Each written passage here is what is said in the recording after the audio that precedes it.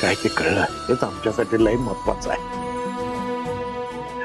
आता झालं गेलं विसरून जा, सोडून दे सगळं आणि मोकळ्या मनानं पोरांना आशीर्वाद दे.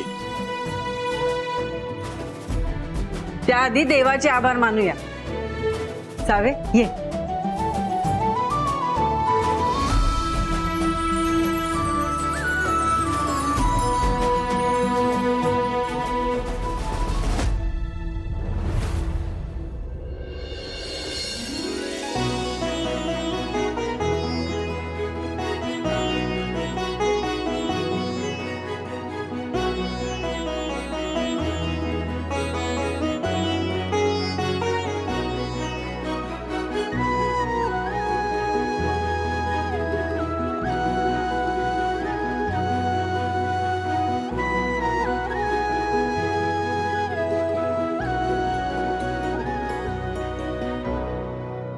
देवा, खूप कष्टानं आज माझं कुटुंब एकत्र आले. आधी पप्पा इतकी वर्ष घरी नाही म्हणून जीवाला घोर लागला होता, आणि त्यानंतर पप्पांना धैर्यांबद्दल जो गैरसमज झाला होता म्हणून काळजी वाटत होती. पण आता सगळ्या चिंता मिटल्यात. असाच आमच्या पाठीशी उभा राहा आणि या घरात कायम सुख नांदू दे.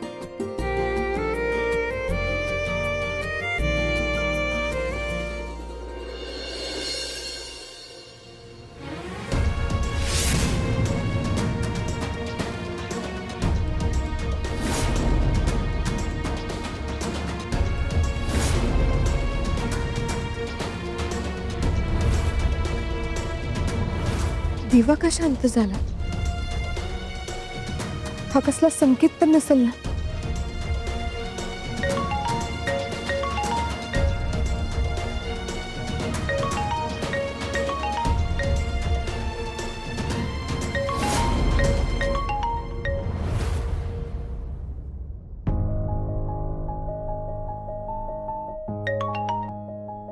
हाय.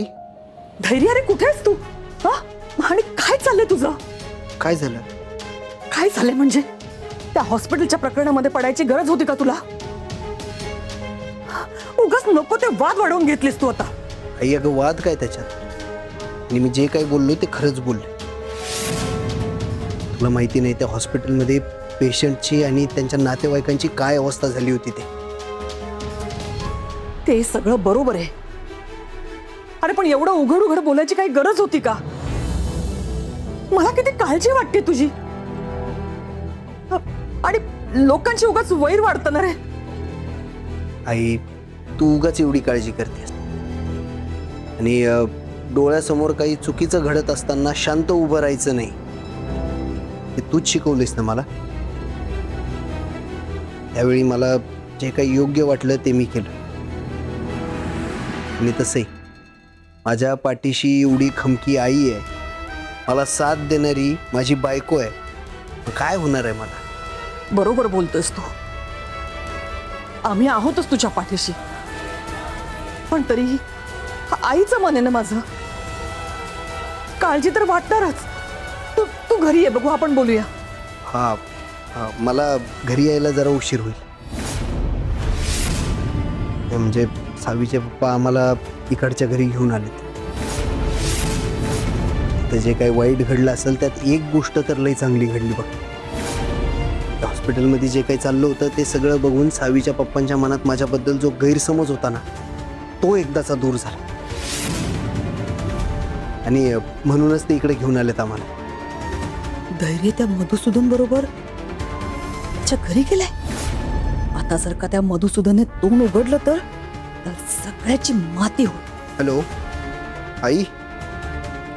हा हॅलो. खरंच खूप चांगली बातमी ऐकवलीस. पण तू घरी लवकर या. मी वाट बघते तुझी. हो, थोड्या वेळात निघतोच.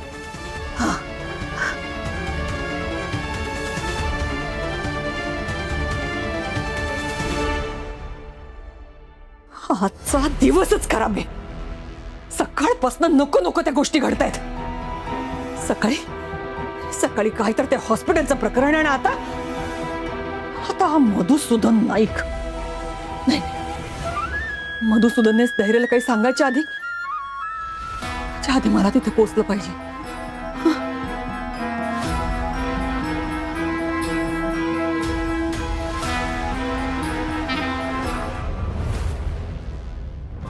पोरीने सगळं नकोच करून टाकलंय हो. काहीच्या डोक्यात चालू असतं मला काही कळत नाही. काल काल रात्रीपासून आली नाहीये ती. कुठे शोधू मी त्याला आता, कुठे शोध? ए मामी, तुझ्याकडे रडरड आधी थांबव, बंद कर. ऐक घरात आहे, तिनं जर ऐकलं ना तर वाट लागलं, कळलं का? गप्पा बस. इरा इरा बरी असेल ना हो? तू मला कसं माहित असेल तुझी इरा बरी आहे की नाही ते? तीच तुझ्या लेकीने का नाही डोक्याला ताप करून ठेवलाय. तुमचं तुम्ही बघून घ्या आता काय ते.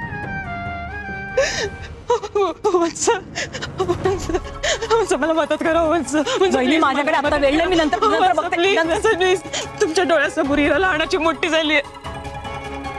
तिला वाऱ्यावर नका सोडू. काल रात्रीपासून हिरा सापडत नाहीये. कुठे शोधू मी हिराला? प्लीज मला मदत करा. काय चाललंय तुझं? आणि काय ग, तुझी इरा तर कोमात होती ना? हा, मग बाहेर कशी गेली ती? मी सांगू? मी सांगू सांगू का मी कुठे गेली असेल ती? गेली असेल बापाला भेटायला वरती. ही तुमची रडण्याची नाटक आहेत ना, ही आधी बंद करा आणि तुमचे प्रॉब्लेम तुम्ही निस्तरा. हे पुन्हा अशी रडत माझ्या समोर आलीस ना तर तुला पण तिकडेच पाठवीन. देख,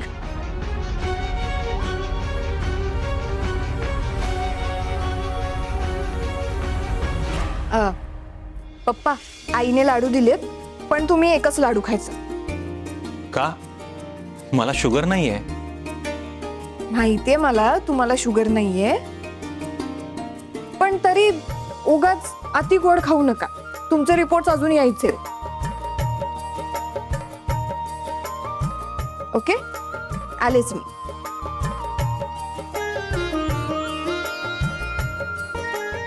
मला वाटलं ही फक्त माझ्यासोबतच अशी वागती की काय. नाही, लेकी बापाबद्दल जास्त स्ट्रिक्ट असतात. आणि त्यात मी इतक्या वर्षानंतर परत आलोय, त्यामुळे काळजी वाटणार ना.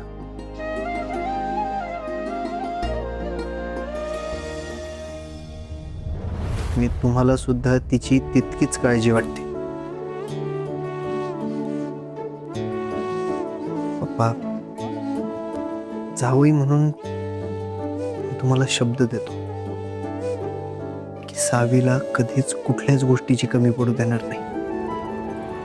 जितकं प्रेमानं, जितकं जीवापाड तुम्ही तिला जपलंय ना, तितकंच मी सुद्धा जपेन. आणि त्याबद्दल माझी कसलीच शंका नाही आहे. पण मला काहीतरी तुम्हाला महत्वाचं सांगायचं आहे. बोला की पप्पा.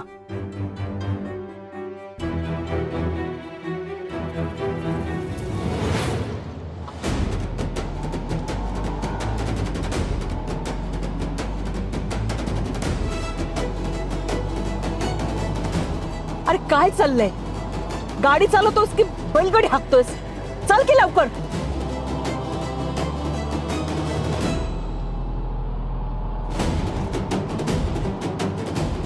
अरे गाडी फास्ट चालव.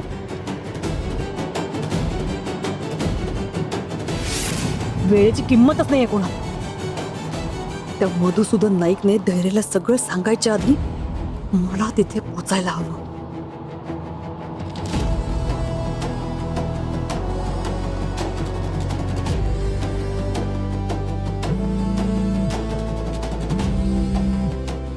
फोन उचल धैर्य, फोन उचल प्लीज.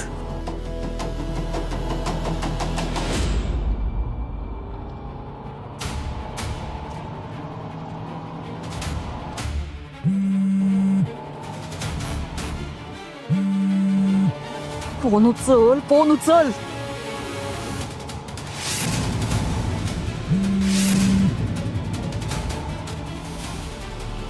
मी परत आल्यापासून सावी, अनुराधा, भाऊ आडून आडून मला एकच प्रश्न विचारतायत की गेली 7 वर्ष मी कुठं होतो. पण मी काही कारणास्तव त्यांच्या प्रश्नांची उत्तरं देऊ शकलो नाही. पण आज मला तुम्हाला हे सगळं सांगायचं आहे.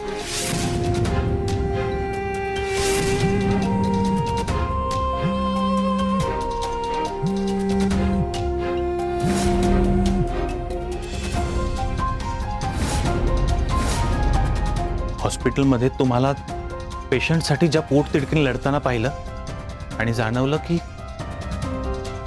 तुम्हीच हे सगळं सत्य समजून घेऊ शकता. म्हणजे तुम्हाला नेमकं म्हणायचंय काय पप्पा? आज जे हॉस्पिटलमध्ये घडलं तसं याआधीही घडलं होतं. तेव्हाही डॉक्टरांवर दोष येऊ नये म्हणून ते प्रकरण दाबलं गेलं. पण कुठंतरी पाणी मुरतंय हे माझ्या लक्षात आलं आणि मी त्याचा शोध घ्यायला सुरुवात केली.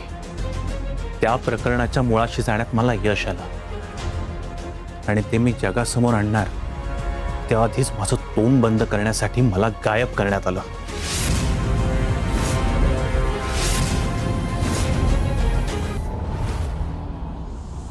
सावी, मधुसूदनचं तोंड बंद करायचं असेल तर त्याच्या पोरीचाच वापर करायला हवा.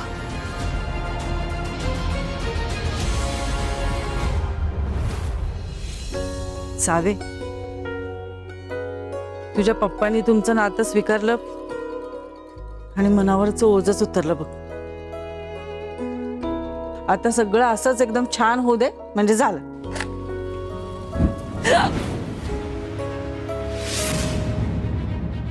आई,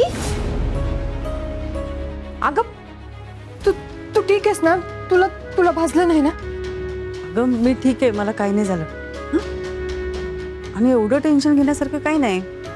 स्वयंपाकघरात असं होत असतंय. अगं मी काय पहिल्यांदा आले होय.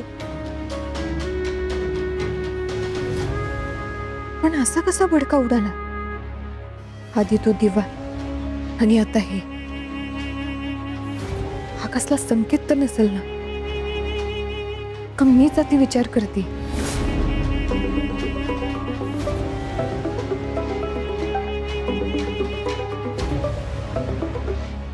हॅलो सावी, सावी अगं धैर्य कुठे आहे आणि तो माझा फोन का नाही उचलत आहे?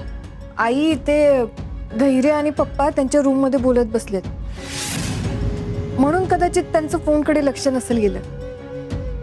देऊ का त्यांना फोन? हे बघ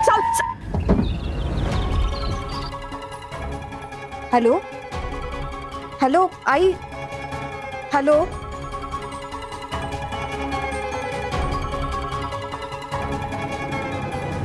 गाडी नीट चालव ना.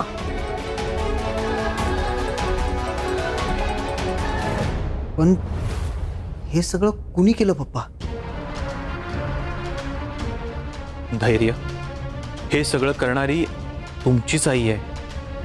हे कळल्यावर तुम्हाला खूप मोठा धक्का बसणार आहे. पण माझ्याकडे कुठलाच पर्याय नाही.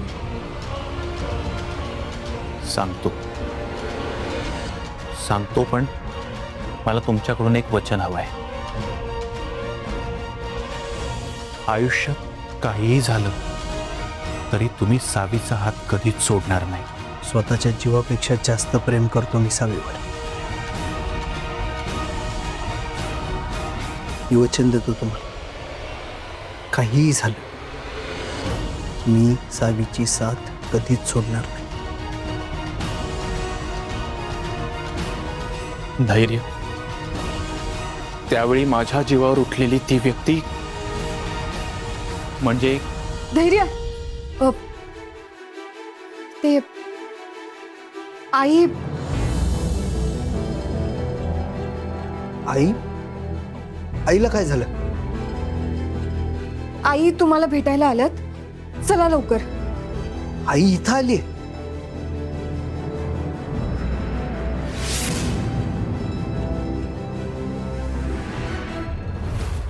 दामिनी ताई, काय होतंय तुम्हाला? पाणी देऊ का तुम्हाला? हा, पाणी देऊ? आई, आई काय झालं? आणि तू इकडं कशी आलीस? काय झालं म्हणजे तुझा हॉस्पिटल मधला व्हिडिओ बघितला, मला तेवढी धडकी भरली ना, कधी एकदा तुला बघते असं झालं होतं, म्हणून आले.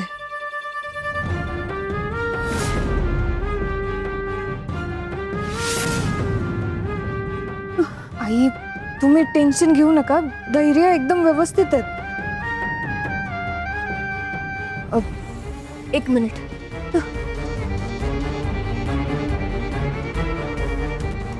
ठीक आहे, पाणी प्या म्हणजे बरं वाटतं.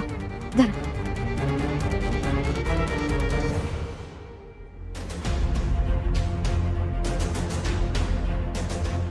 धैर्यराव, काय झालं?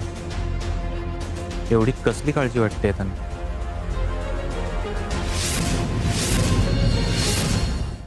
बाप, ते दरोडेखोरांचं प्रकरण झालं तेव्हापासून तिला जरा जास्तच काळजी वाटते माझी.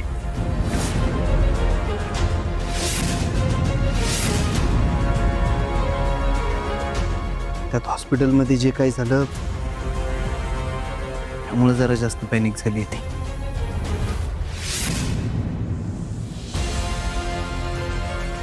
मला असं वाटतंय की या सगळ्या प्रकरणात ज्यांचा कुणाचा हात आहे ते लोक सोडणार नाहीत, मला त्रास देतील.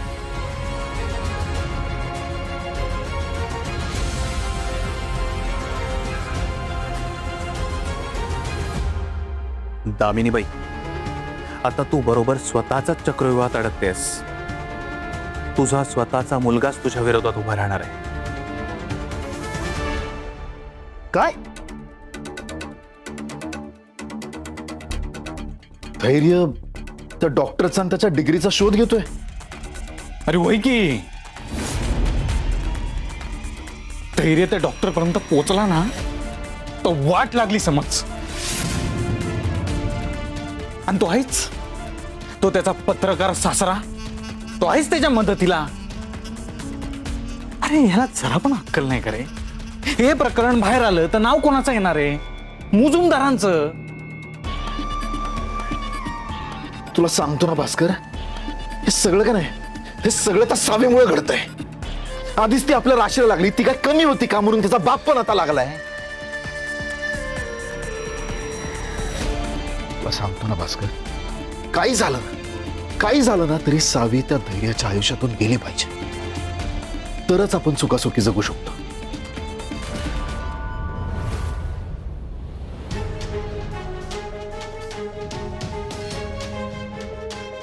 पप्पा, मला आईला आत्ता घरी घेऊन जायला लागणार. जरा जास्तच पॅनिक झाली. घरी जाऊन जरा वेळ आराम केला की बरं वाटेल ते.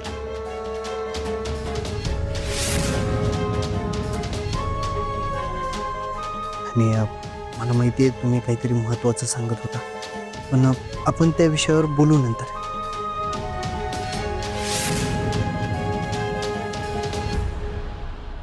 आपण बोलू नंतर. हेच तर हवं होतं मला. काय वाटेल ते झालं तरी या मधुसूदन नाईकने थोबाड उघडायच्या आधी धैर्याला घरी घेऊन जायचंय. येत आई, चल आपण घरी जाऊया. आणि घरी जाऊन फक्त आराम करायचा. हा, मी पण येते. सावे, दामिनी त्यांची काळजी घे. हां. काळजी घ्या.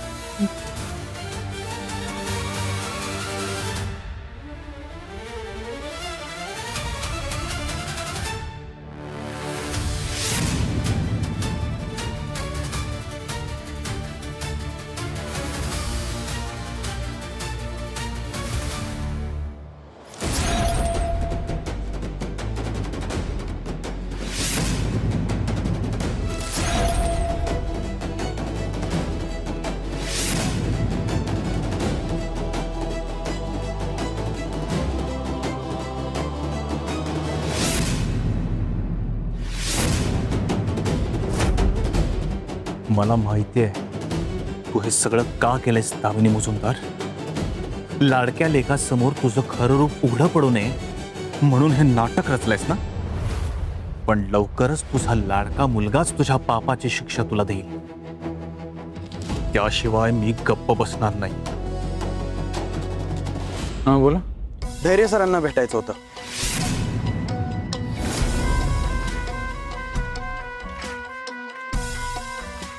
का? काय काम होतं? हॉस्पिटलमधील प्रकरणाबद्दल त्यांनी तक्रार दिली होती. त्या डॉक्टरचा पत्ता सापडलाय. त्या संबंधातच त्यांना भेटायचं होतं.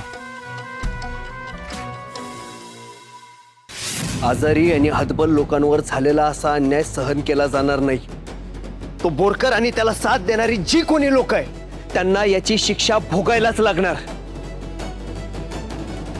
आणि त्यांच्यामुळं पेशंटची जी काही अवस्था झाली आहे, त्यांना जो काही त्रास झालाय त्याची भरपाई त्यांना करावीच लागणार.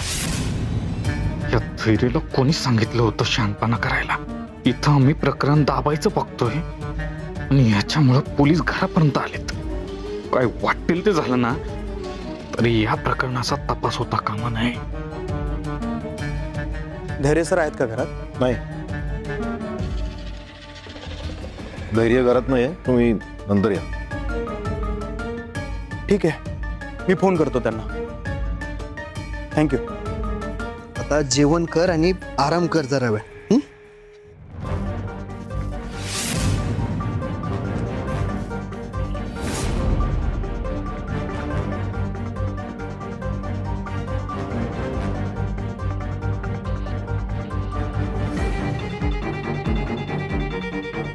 इन्स्पेक्टर साहेब,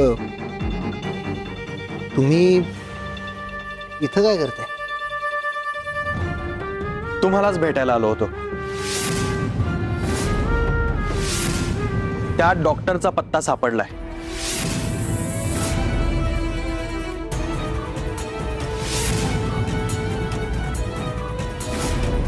लवकरच आम्ही त्याला ताब्यात घेतोय चौकशीसाठी.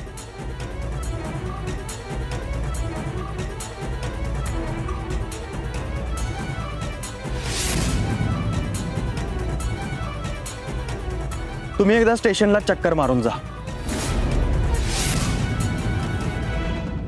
नक्की. पण आज जरा आईची तब्येत बरी नाही. मी उद्या येऊन जातो. आणि हां, त्या डॉक्टरला जसं ताब्यात घ्याल तसं मला कॉल करून कळवा. नक्की. आई,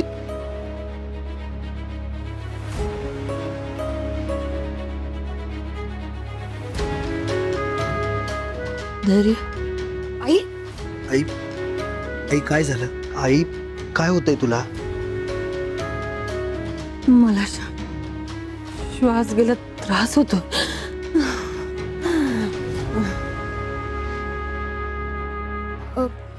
धैर्य, तुम्ही पटकन डॉक्टरांना फोन करा.